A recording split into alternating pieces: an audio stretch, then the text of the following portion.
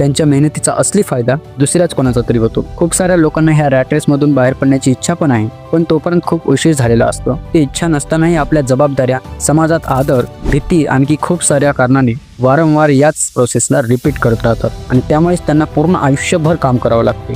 पण श्रीमंत व्यक्ती खरंच पैशासाठी काम करत नाही, त्यांचा पैसाच त्यांच्यासाठी काम करतो, जे की तुम्हाला समोरील लेसन्समध्ये समजून जाईल. लेसन नंबर 2, अमीर बनण्यासाठी आर्थिक साक्षरता खूप महत्त्वाची आहे.